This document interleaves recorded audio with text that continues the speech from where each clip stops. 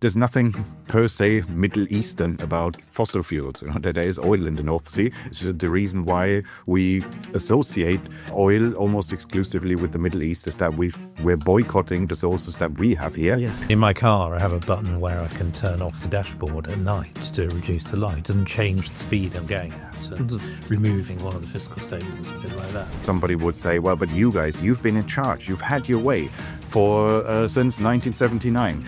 Everything that goes wrong, this is your mess. And this is just an argument that's harder to make when you have public spending around 44-45% of GDP. It's hard to say that this is Manchester liberalism.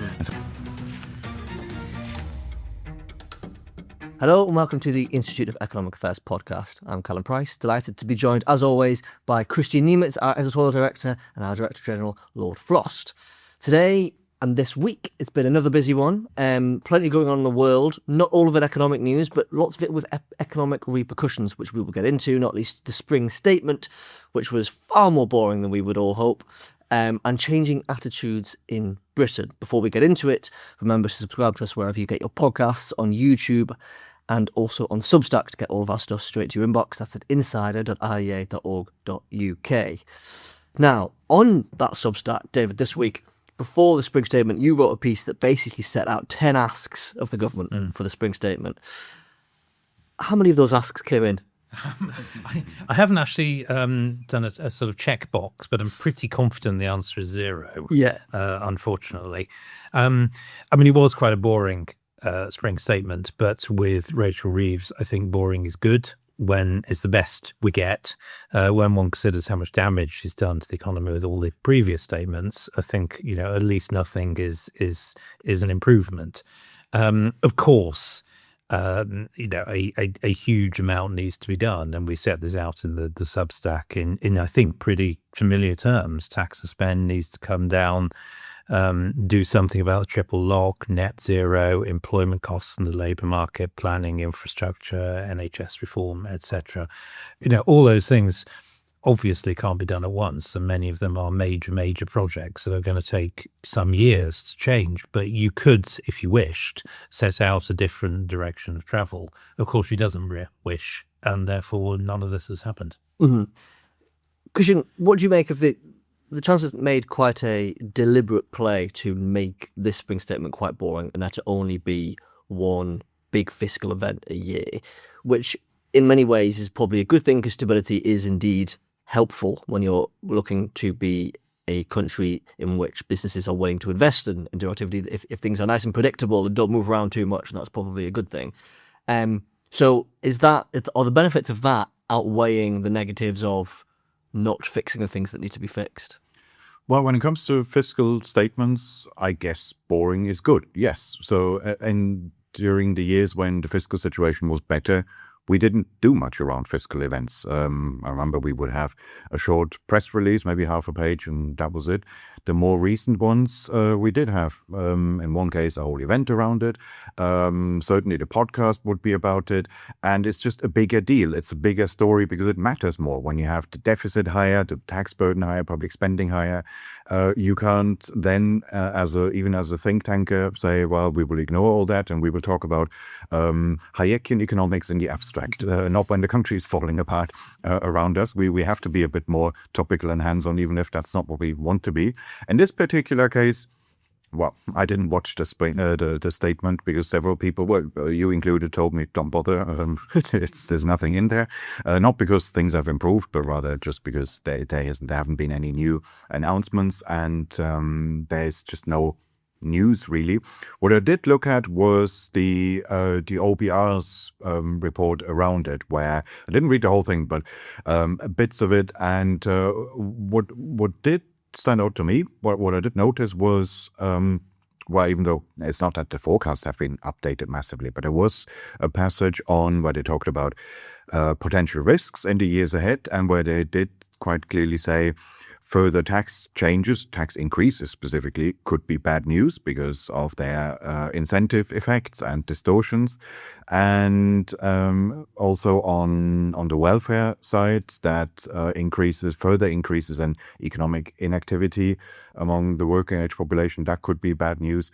And this is the sort of thing, of course, our reaction would be, well, yes, obviously, but I didn't see it with this clarity from the OBR before. And I think it is a positive step that if some of the things we say are repeated by organizations like that, and this isn't an isolated case. I've also read something yesterday in the Financial Times about how the tax system has become increasingly punitive. It discourages work, saving, investment.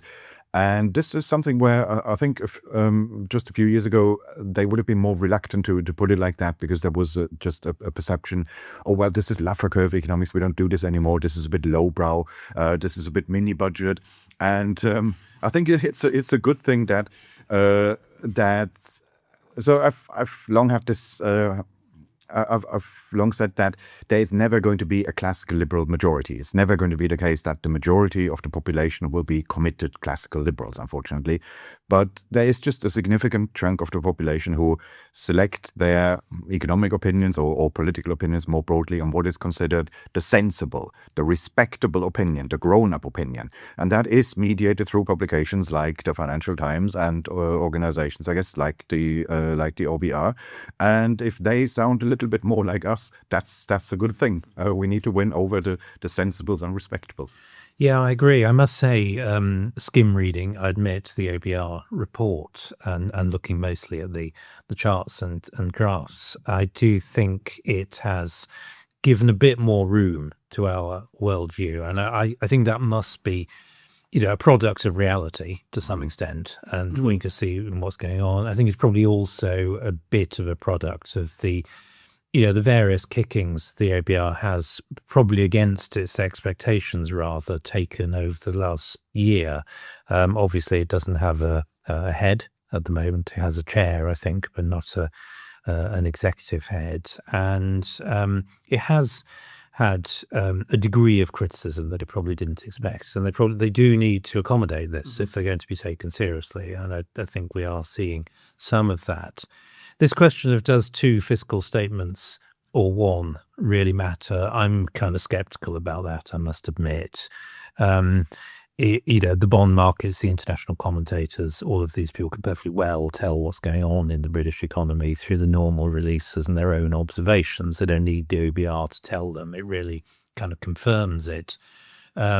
So, you go down to one. I think it's really about managing domestic public opinion. It's one fewer moment where you have to front up and make your case and possibly get it wrong. And that's what's happened. But it doesn't change real life. It's like, in my car, I have a button where I can turn off the dashboard at night to reduce the light. It doesn't change the speed I'm going at. And removing one of the fiscal statements, a bit like that. Yeah, that's a great metaphor, actually. But do we think, going back to Kristian's point about sort of changing tone of some of the OBR's commentary out of it, is that because, David, as you said, where we are in reality, so that in the sort of the tax burden is getting to the point where even the people that don't necessarily agree with the IEA's view all the time are suddenly like, well, we are at that point now where things are, even for us, getting too far. The debt's getting too high, the tax burden's too high, the regulatory burden's too high, etc. So is it because of the world we're in that actually eventually people are coming around to the classical liberal small state worldview because the state has grown so big? That must be a factor. So for a long time, we've had the problem that the general perception was that the British economy is far more liberal than it truly was. And that meant that whenever things went wrong, I've always noticed this during speaking engagements, and somebody would say, well, but you guys, you've been in charge. You've had your way since 1979. Everything that goes wrong, this is your mess. And this is just an argument that's harder to make when you have quite consistently public spending around 44-45% of GDP. It's hard to say that this is Manchester liberalism, that this is Gladstonian liberalism, when you have a budget deficit of 4 or 5% of GDP, and that there was then also that the employment rights bill did that quite quickly, even before it took effect. That you did see changes in hiring practices, and in combination with the minimum wage, and a recognition of the fact that the increase in unemployment or decrease in hiring, at least, that is particularly pronounced in sectors that employ more minimum wage labor or low skilled labor. And there's just across a range of policy areas, we've seen something like what you could describe as the revenge of the Econ 101 textbook, where, of course, we know that if you make it costlier and riskier to hire people, there will be less hiring going on than would otherwise have been the case. We think is firstly quite obvious, but also borne out by economic studies, by the empirical evidence. It's just that mostly it's not that you see one change in legislation and then suddenly you get a change in employment rates, because there's many other things happening, and this is something that you can only really tell from econometric studies, where they look at, say, one state in the US, and that has a different policy from the neighboring state, and you then look at differences in employment rates and all that. But if you don't do that, it's usually not obvious that how one policy change connects to a change in some economic outcomes. And in the past 2 years or so, we've had several instances where you do see a policy change and then suddenly something gets worse. And then this is where some connection that was obvious to us anyway becomes also more obvious to somebody who maybe hasn't read the latest econometric study. Yeah. So. But that was one of the sort of slightly frustrating things listening to the speech itself, was that there didn't seem to be any acknowledgement of the effect of recent government policy on things like the employment rate, which is forecast to go up to 5.3% next year, or this year even.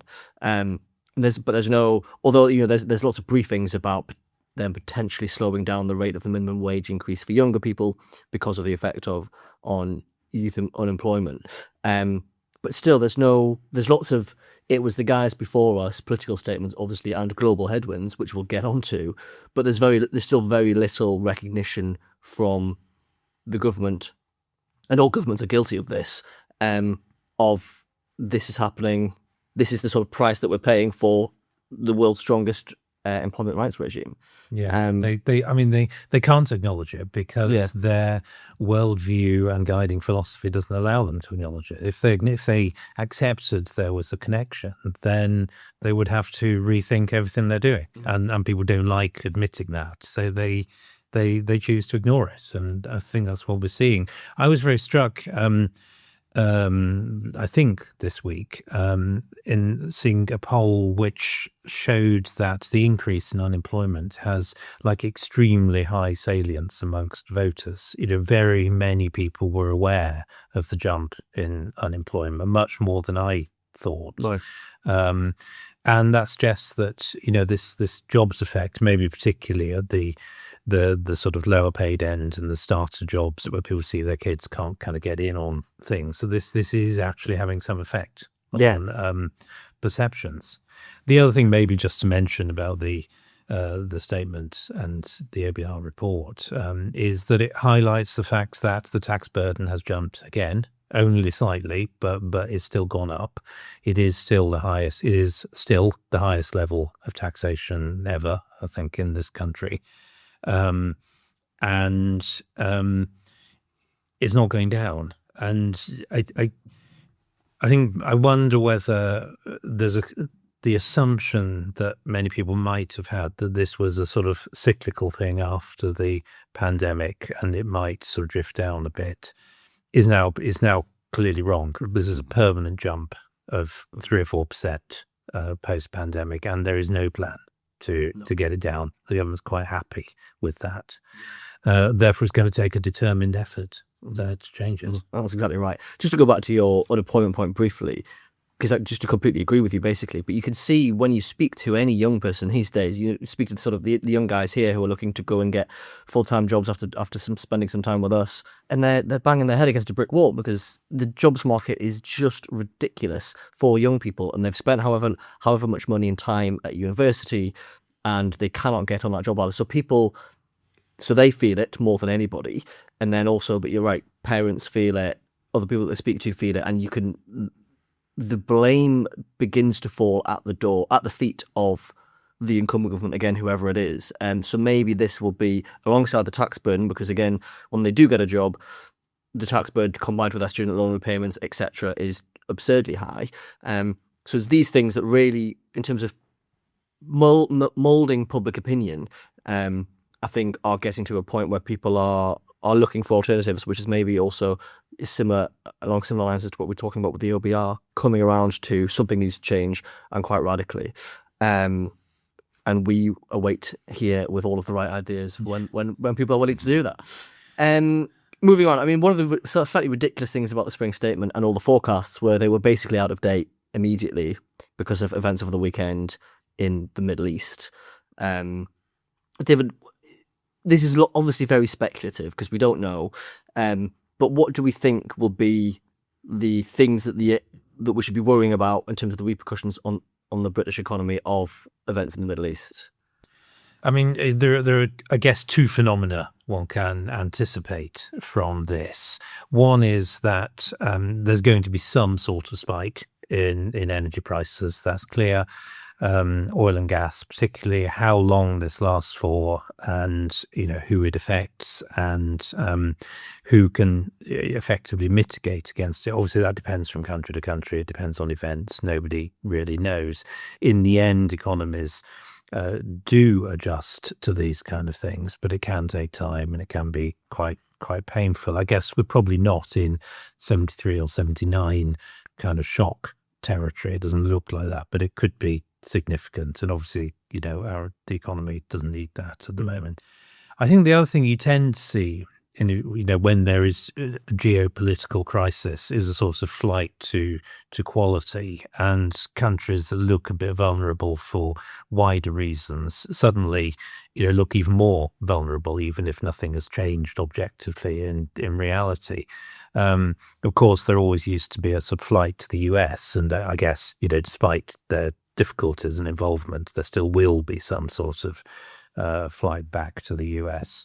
Britain looks pretty exposed. We're not the only European country that looks quite exposed, but given the doubts about the how shall we say, the kind of robustness of the policy regime and the determination of the government to kind of keep a lid on things, I think Britain is potentially exposed to becoming one of those countries where there's suddenly a shift of opinion for no necessarily logical reason, except that the crisis makes everybody look again. And that if I was in the government, I think I'd be worrying about it. A shift of opinion on what exactly? On how vulnerable is the country to its vulnerabilities, if you see what I mean. Things that maybe 6 months ago, markets, international commentators can feel they have doubts, but they can kind of live with it and they're willing to be reassured. They suddenly decide, actually, I'm not sure I am reassured anymore. And it's purely a sentiment shift. It's purely a response to wider events. It's not necessarily logical, but existing doubts crystallize more strongly in moments of crisis. And that's what economic stewardship here has got to look really, really careful about, I think, in the next weeks and months. Mm-hmm. Kristian, what do you think is going to be the policy response, or the calls? What's been called for already in terms of a policy response to what's happening? Well, all that I've seen so far is just the usual confirmation bias of several people saying this confirms that whatever I happened to be obsessed with before has been completely vindicated, and now more than ever. And in that sense, it reminds me a bit of the early months of COVID, where you had the same responses, where our colleague Chris Snowden documented this on Twitter of several people saying whatever their obsession was before, saying now more than ever, often in completely contradictory ways. So you had what was his name? There was this anti-Brexit academic at the time who made everything about Brexit and the EU. This pandemic clearly shows that we absolutely must not leave the EU, because now European cooperation is more important than ever. But you also have people on the Brexit side saying, well, this shows that we clearly need national independence more than ever. Paul Mason saying, well, this clearly shows that we need to abolish capitalism, because capitalism relies on people moving around, and this is what caused the pandemics. People move too much, and so forth. And what I've seen now is, firstly, our friend Zach Polanski, it always comes back to him. He said that, well, what this shows is clearly this is what you get when you're hooked on, when you're addicted to fossil fuels, and you make yourself vulnerable. And which is a strange logic, because, there's nothing per se Middle Eastern about fossil fuels. There is oil in the North Sea. It's just the reason why we associate oil almost exclusively with the Middle East is that we're boycotting the sources that we have here. Yeah. And okay, now I'm going to be hypocritical and do the same thing I've just ridiculed, which is I would engage in confirmation bias of my own. So I think this confirms Catherine Porter's paper that we cannot just stop oil. I think we would be in a better place if we had made greater use of the resources that we have here. If we if we hadn't cancelled pretty much all the new licenses for oil exploration in the North Sea, we would be in a better place now if we had more domestic sources of oil and gas. I mean, they are there. We're just choosing not to use them. And Catherine Porter contrasts our policy approach to that of Norway, where obviously we couldn't entirely replicate their economic model. Their endowment with natural resources is much greater relative to the size of their economy, but nonetheless they've made an active policy choice to make the most of what they have, whereas we've chosen to basically boycott ourselves and torpedo, not make any use of the resources that we do have, and have this. There was this campaign a while ago, leave it in the ground, about fossil fuels in general, but these people have won. We are leaving it in the ground here at least, but it just means that we have to import it from somewhere else and from less stable places. And there is also there was another MP who a while ago made the argument that so he always makes the argument that oil is bad. It's just the reason keeps shifting. Every week is some other reason, and again often contradictory. A few weeks ago, he said, well, we shouldn't explore any fossil fuels because they will run out at one point anyway. So what's the point? Which is a strange logic, because there are many sectors of the economy that are not eternal. They will not be there forever. That doesn't mean that we shouldn't use them now. At one point, this microphone is not going to work anymore. That doesn't mean that I'll throw it out of the window now. I'll make use of it as long as it does work, and then at some point we'll replace it, and we'll cross that bridge when we get there. And now that same MP has also said, well, there's no point in issuing additional oil licenses because it takes 5 years anyway until we see any effect from issuing the license to the oil actually coming on, or gas actually coming on the market. You have this time lag. So he has this strange time horizon where for him fossil fuels, energy sources, they must be firstly instantly available, but they must also be eternal. They must never stop, and unless they fulfill those criteria, they're totally useless. And yeah. And it's that argument reminds me of the sort of famous Nick Clegg tweet from about 2010 saying we shouldn't go after nuclear power because it wouldn't come online until 2020. So, well, imagine if we had all that power now. Would be nice now, yeah. David, what do you think is the most likely and most sensible, two separate questions, reaction to an incoming price shock? Well, I think it's slightly troubling, I guess, that we're already hearing mutterings about some sort of support scheme, subsidy scheme over and above the caps and other kind of arrangements that already exist. And I guess, unfortunately, that will be the short-run policy response if things get even worse. That's just foreseeable given the state of the country's politics. And, it is true that there aren't many short-term things we probably can do. We should have been storing more fossil fuels, obviously, than we have been, and we're in a weak position on that. But spring is coming, and perhaps we'll get through it. Obviously, sort of in the medium term, we should be reducing the burden on the North Sea and beginning to drill again, removing the windfall tax, making it more worthwhile. But that's not going to save us for the next few months. That's going to take a lot of time and requires a degree of credibility that this government may not have. So who knows? I think there are significant problems coming down the line. I think one should not exaggerate this, even though it's a very significant international crisis.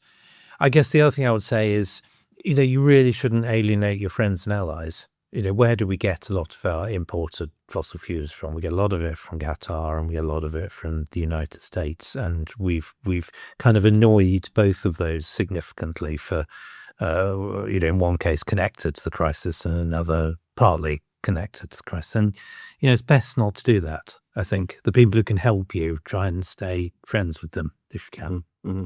There is reports that Rachel Reeves wants to plan to end the windfall tax eventually. So there is some sort of that thinking going on inside government, which is good to hear.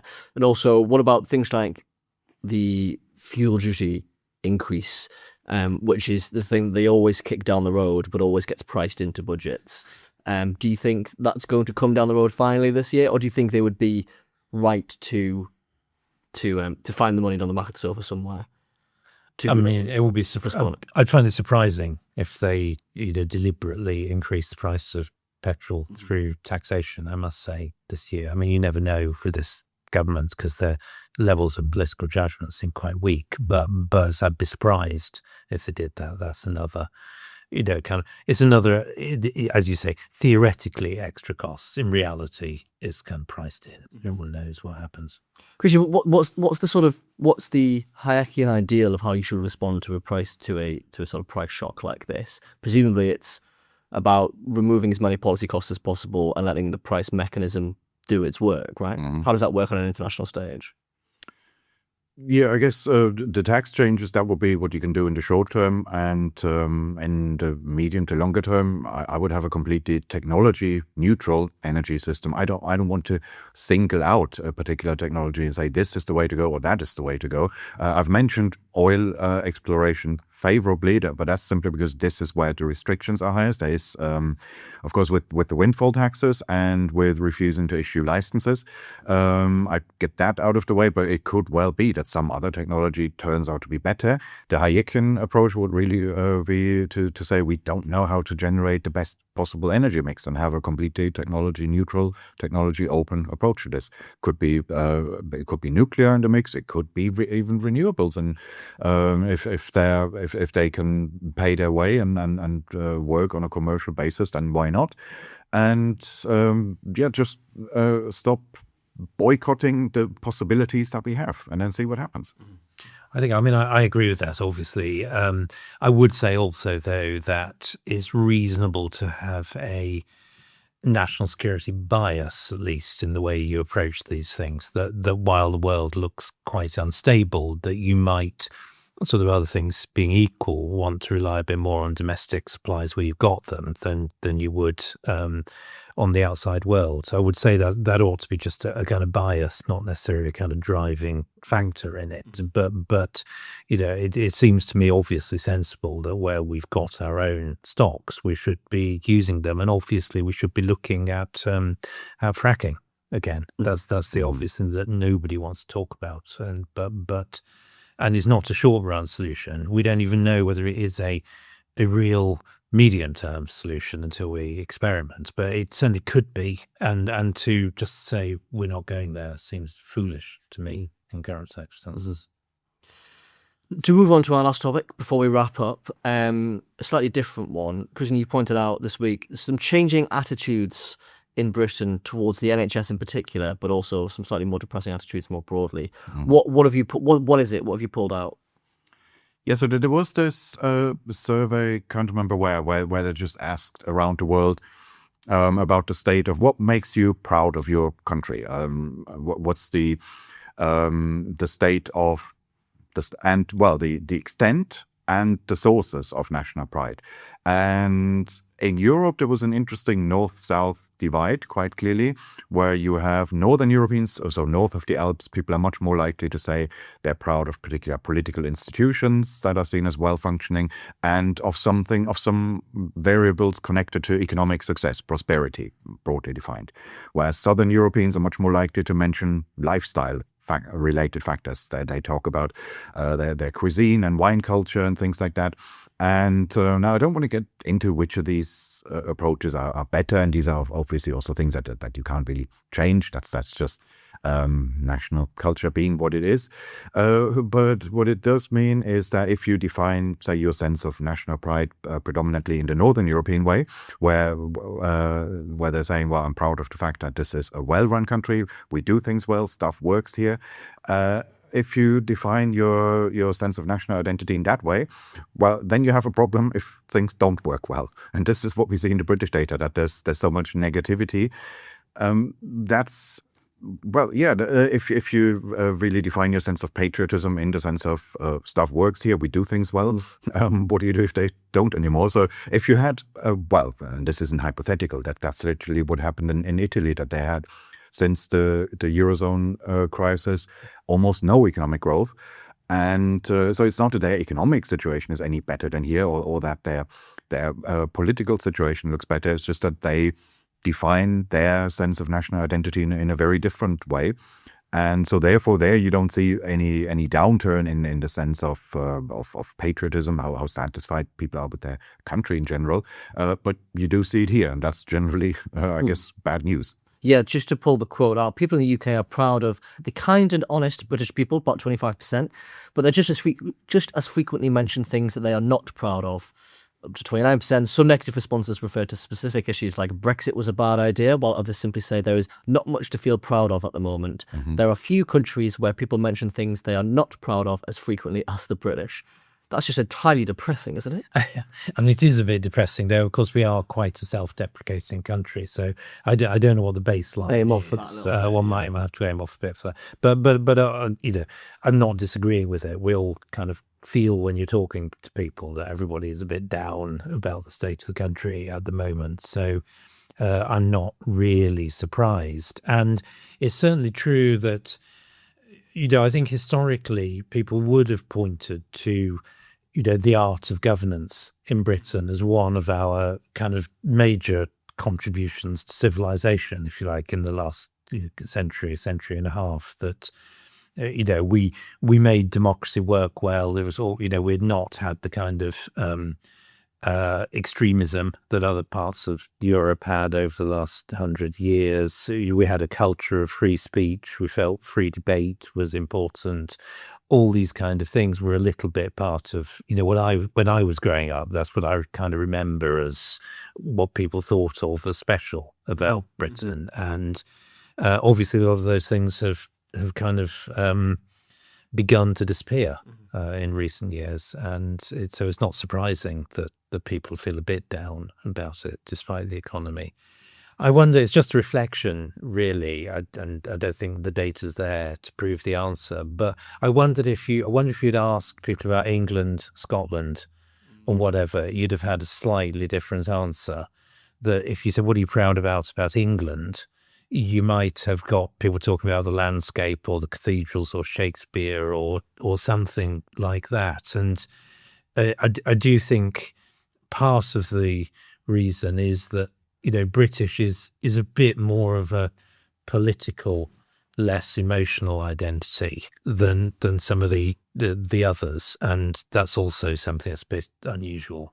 Yes, I think that's right. Although I've pulled out one of the quotes, and this is from Pew Research, the Pew Research Centre. One of the quotes from a Brit. What are you proud of? What makes you proud of Britain? The royal family, and that we have nature, forests, and mountains. That's it. So, right. Oh, that's at least invariant. That doesn't depend on the fiscal forecast. Yeah. So, I mean, that person will still be proud even when the next OVR report comes out. Exactly right. Another of the things that people often say and have historically quite a lot said makes them proud to be British is our NHS, National Health Service. But there's only 12% of people that say that the NHS makes them proud to be British now. Kristian, do you think this is again going back to a bit of the theme of the discussion throughout today, the sign that political opinion is shifting in a way that will provide fruitful ground for serious productive reform? Well, hopefully. I mean, this is really, this survey is the outlier here. I've cited several surveys of this kind before, not exactly comparable, but it was always when you list a number of things and say which of these make you most proud to be British.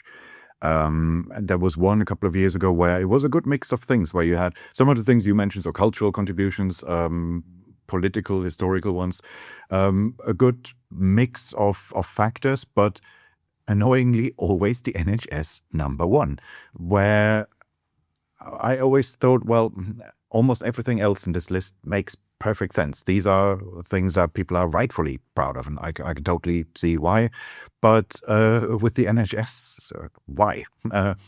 It was always the NHS topping the list, and, well, I mean, 12%. This is unbelievable. But this is also, okay, it depends a bit on how you construct these surveys, but this is in line with, say, the British Social Attitude Survey, where for as long as they had data, there was always net satisfaction with the NHS. Number of people saying they're satisfied with it was always much higher than the people saying they're dissatisfied with it.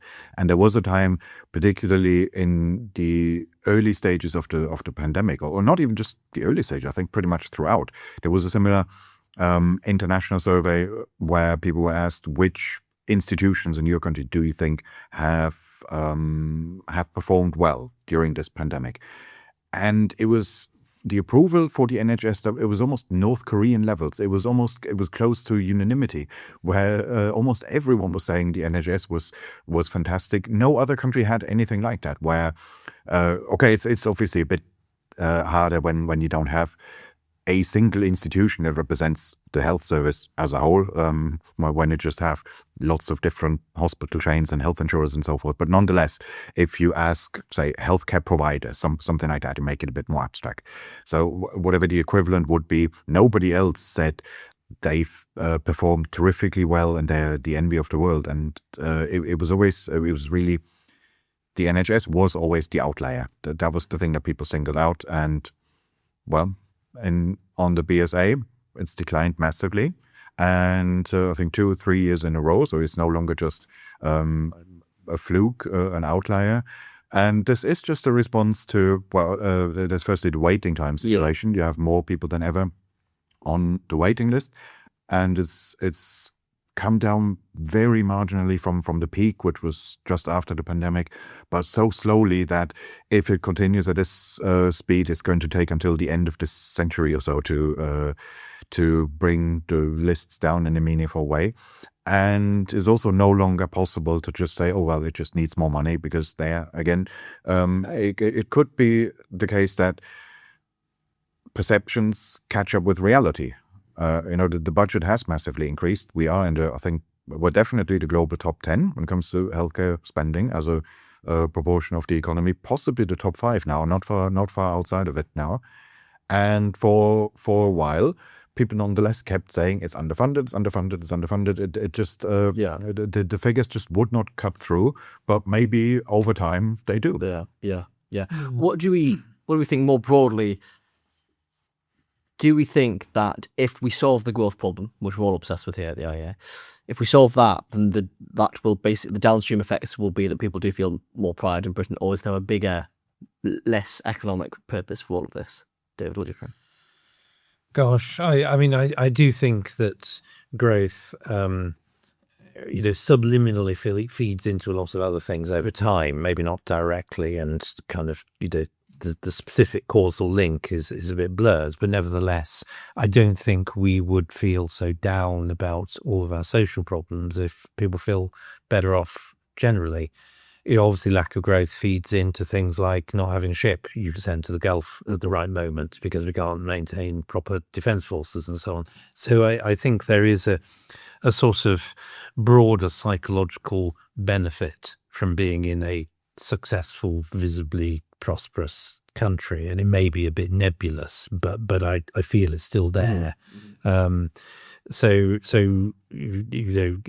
getting to grips with the growth problem, I think, still is the fundamental. It's not the only thing, but it is a big part of the solutions here. Just on the NHS, I mean, one of the things I find odd about the debate is that there seems to be such a gap between what people are willing to say in the abstract in polls and when they're asked kind of broadly about the institution and their own personal experience. Sometimes people have good experiences, but in my experience, almost every family now has some sort of horror story of it that's happened to somebody they know caught in the NHS system, and the gap between these two things seems quite hard to explain.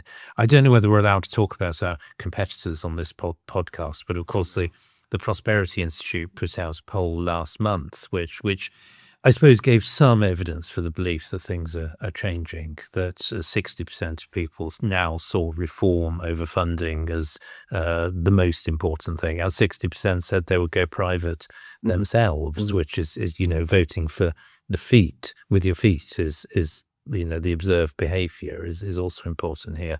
So I do think things are changing, but not fast, certainly, unfortunately. I know that's right. Yeah, but it's definitely a sea change compared to surveys from earlier years.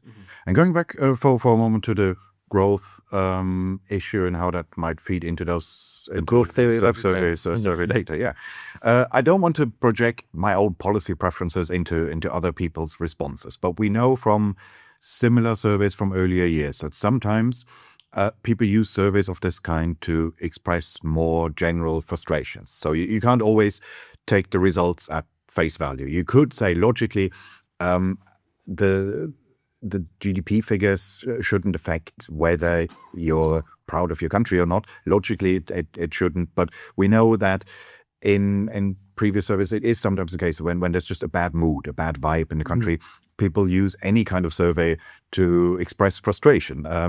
And it doesn't mean that I mean their response entirely literally. It's just a reflection of a bad mood. And while it may seem like a statement of the bleeding obvious to say, well, if you have a bad economic situation, there will be a bad mood in the country, I think it is worth pointing that out, because I have seen there are now several Twitter accounts that try to almost turn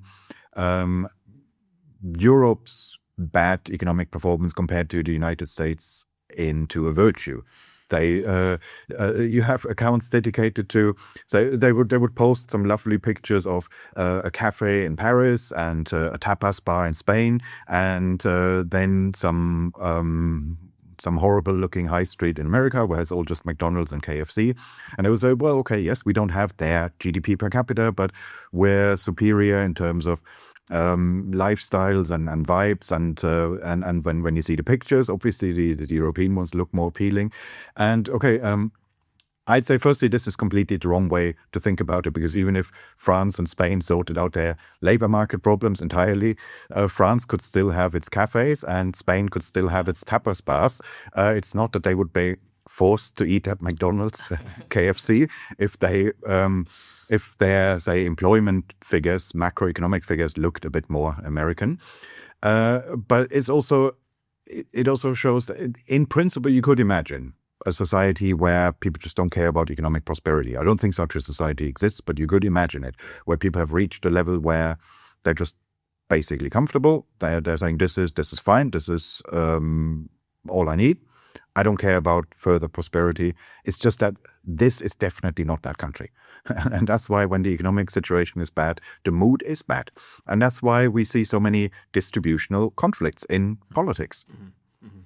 Yeah, that's right. I mean, as long as I've been observing European politics and economics for quite some time now, people have been saying some version of this. I remember in Brussels in the early 90s, people used to come out with that argument that, they may have the money, but we have civilization, sort of feel to it. But I think it is just a form of coping. As you say, you can easily have both. And of course, you could easily turn it round. There, in my opinion anyway, there are a few Europe, few European countries have towns whose outskirts look more like America than France, with strip malls and dual carriageways and this sort of thing. Which country has the most McDonald's in Europe? It's France. I think people can be hypocritical about these sort of things, and that's why culture is what it is. You can change your growth rate, and if you refuse not to, then you're going to have a problem. Yeah. And on that bombshell, we have run out of time, unfortunately. Thank you both for joining me. Thank you too for watching and or listening.